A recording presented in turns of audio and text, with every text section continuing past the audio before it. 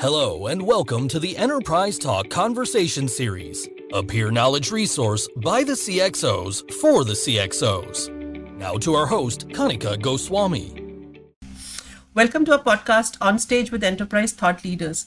Today we have as our guest Oliver Price. He's the Head of Incident Response, EMEA, FTI Consulting. Hi Oliver, how are you today? Hi Kanika, I'm very well, thank you, and pleasure to be here. Oh, it's a pleasure to have you here with us because we have to discuss a lot of security issues that the world is facing right now. You would be knowing, you are the expert. So a little bit about Oliver. He has more than a decade of experience assisting organizations in responding to complex cyber incidents and developing strategies and processes that help to minimize the business impact of these events. He's also led the investigation into incidents related to UK central government systems, security outages, of course. And prior to joining FTI Consulting, Oliver built and ran the incident response team at a global intelligence and cybersecurity consultancy, serving as a head of cyber response. He has also held security management and security architect roles in the technology, finance, and legal sectors. Is there anything you would want to add here, Oliver? I don't think so. It's a very generous introduction. Thank you. But it's all true, isn't it? So that's the right part of it. Yeah, it's certainly all true, yes. Oh, that's good. So and a little bit about FTI Consulting as well now. It's a leading provider of independent cyber privacy, information governance and risk management advisory services. And every year, the organization helps more than 6,100 organizations globally to transform the way they anticipate and respond to events, both at critical moments and for the long haul. Anything you would like to add here, Olive, about your company? So I suppose just to say, so at its core, we help our clients create and protect value by answering challenging questions. And I think we can all agree that the one thing that the last few years has had no shortage of is challenging questions. Oh, that is completely true. And I'm just hoping that this time has got over and we've managed to survive and stay afloat. It should not happen again. Right. So could we launch into the questions now, Oliver, if you're comfortable? Please do, please. So how would you suggest organizations tackle large-scale analytical challenges, especially ones where cybersecurity stands at the forefront? So if I were to give a one-word answer, and I won't just give a one-word answer, but if I were to start off with one word, it's diversity. So I think it's critical that a team that is answering those kinds of questions has varied backgrounds and experience. So large analytical problems like this are global challenges. They require us to speak to a global audience, and they require a global team in order to do that. I think it's important from essentially every single stage of that answer. So from the understanding of the question through to developing the solution, and then finally actually achieving the buy-in you need in order to answer that. So even if we were to take what on its face feels like a simple question, which might be, how do we protect personal data? If you were to ask that of 15 different people spread across the globe, that question sounds very different to those 15 people. So if you've got a team with no diversity, everyone's the same in it, with the same, a bunch of people based in London with computer science backgrounds, they'll think that means one thing. If you then went around the world and asked that same question of others, it would sound very different based on their experiences where they are. So I think knowing the question originally requires a diverse team. And then obviously you need people that are able to bring different experiences to get the best solution to that question as well, once you've even defined it. And finally, if you're going out to a global audience and trying to win buy-in to actually implement those answers, you need to be able to speak to them from a point of commonality, somewhere where they recognize where you're coming from. I think in cybersecurity in particular, diversity is enormously important because it's adversarial. So it's one of these rare situations where we're in direct and adversarial competition with someone else. So if you're building defenses to protect against something and all of your answers look the same because all of the people coming up with those answers are the same, then it becomes much simpler for someone to come up with a way of getting round those defenses, getting round those answers. So making sure that you're informing that with as diverse a group of people as possible is critical. In particular, so cybersecurity is famous for this attacker-defender asymmetry. The attackers only need to be right once, we only need to be wrong once, and I think in that, making sure that every answer is as perfect, as good as possible, is leaning on that critical stone of being a diverse team. So when you're saying diversity, would you also mean diverse skills when it comes to how should I put this, incident response or the management thing? Because it is not just an IT infrastructure that suffers if there is a cybersecurity incident, right? So what other kind of experts would you recommend should be standing tall in front of an attack like that, for instance? I completely agree.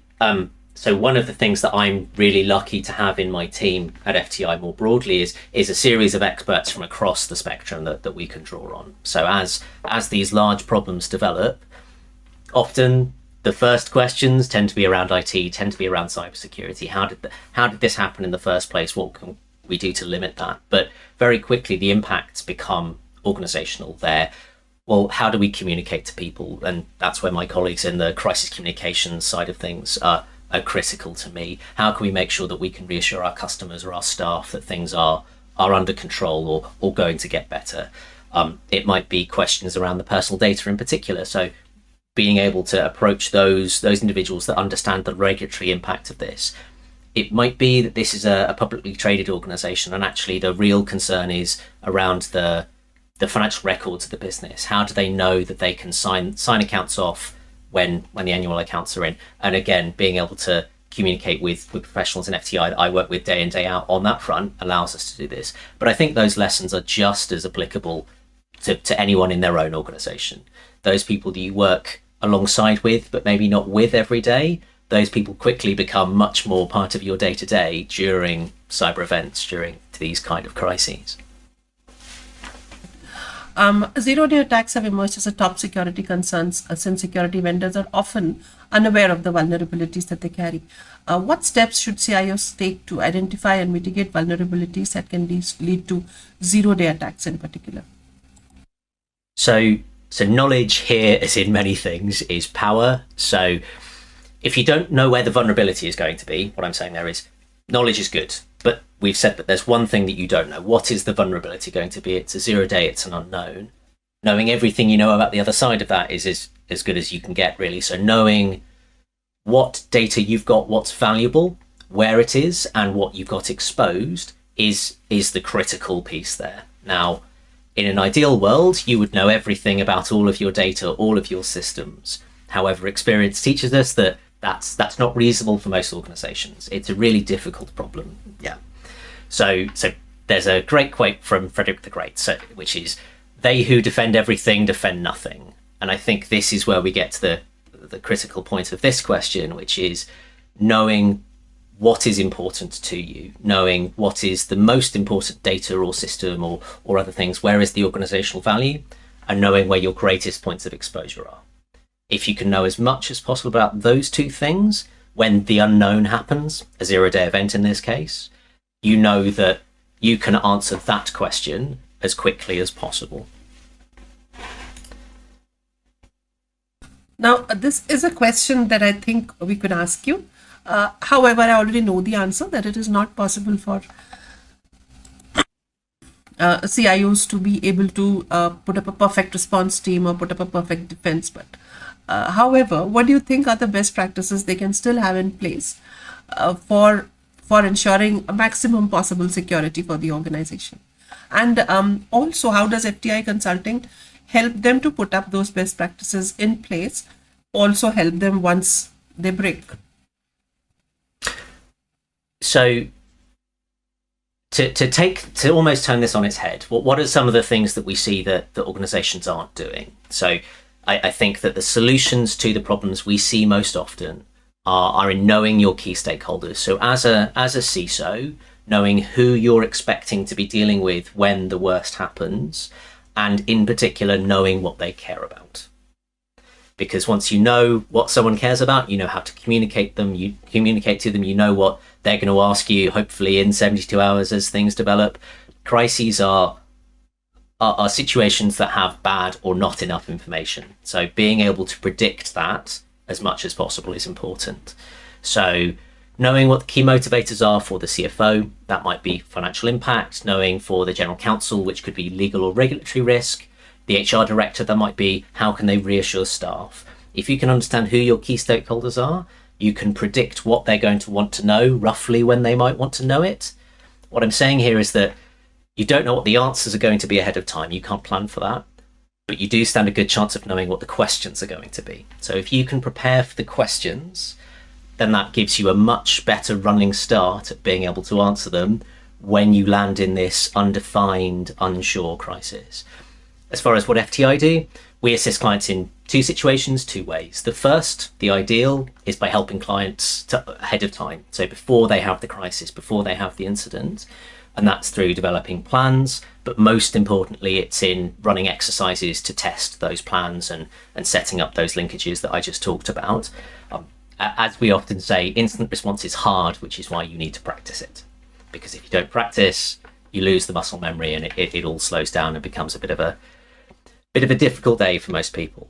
The second, which is more my area in particular these days, is by helping clients during incidents themselves. So maybe they haven't got those plans perfectly in place. Maybe they need someone to drop in. And that's where we deploy small teams of experienced experts who are able to quickly fill those gaps of information. So whether it's a plan that wasn't defined beforehand, or maybe it's they're not able to get the answers quickly enough that they need to, that's when we drop in and fill that gap.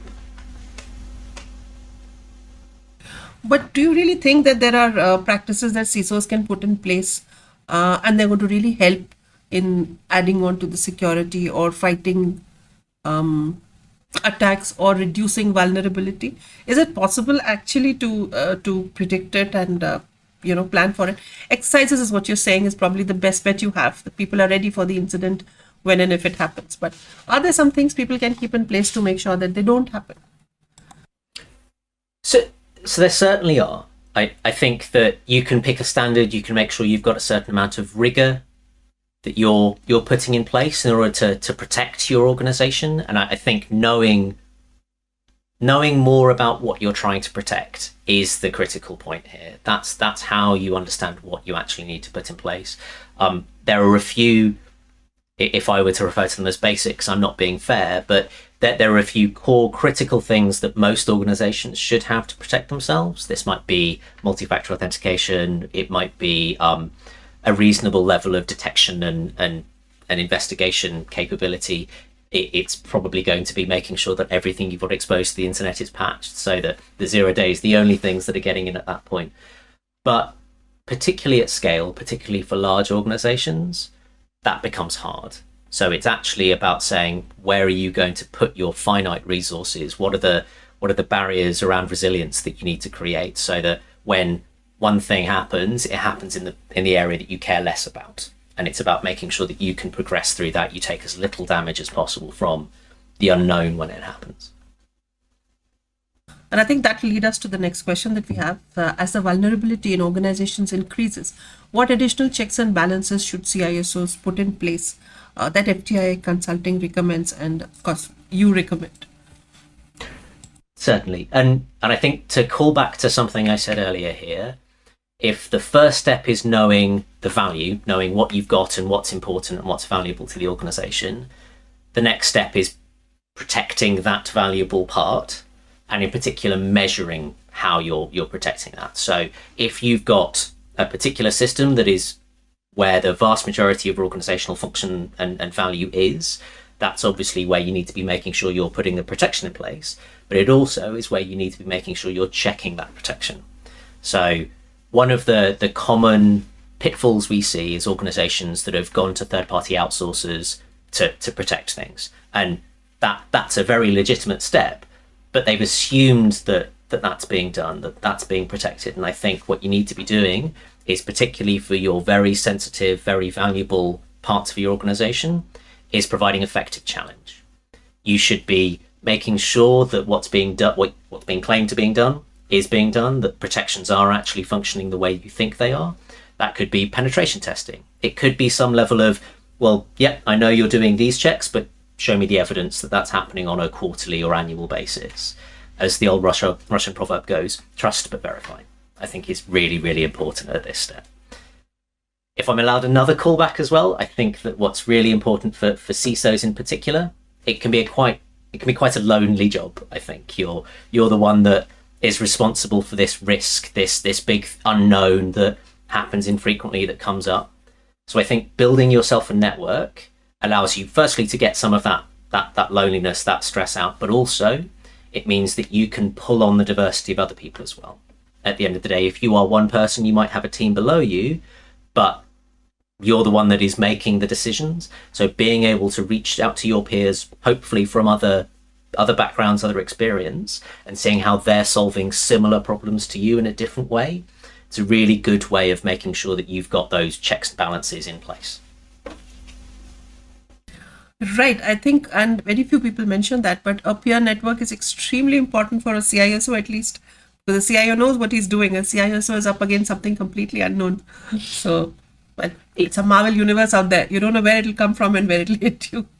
Exactly, and that can help during an incident itself. It can help in preparation. It can help afterwards. You know, what happens when you've had your 4 weeks of 20-hour days of trying to solve it, and you need to talk to someone afterwards about this incredibly stressful thing that's happened. So simply from an emotional support level, it can be really, really important, because these things are hard. Oh yes, of course, and it can bring the entire organization down. So that pressure itself is quite a kill. And coming from an expert who's actually working for an organization that provides that support, that's a very personal kind of a thing that you said. And I'm sure all the CISOs who are listening to this podcast would really appreciate that suggestion. That it is not just your service provider who's going to help you. There are other CISOs out there who can also help and support you in this moment. So yes, certainly are. All right. So thanks so much, Oliver, for your time. We had just 4 questions. If you have something more interesting or something else that we missed out to add, you're welcome to, we can continue with the discussion if you like. Is there something? So I think just to underline on that last point, it's been a pleasure, and I really, really have appreciated the conversation. I spend my life dealing with people who are having the worst day of their career, or certainly the worst one in the last few years, hopefully.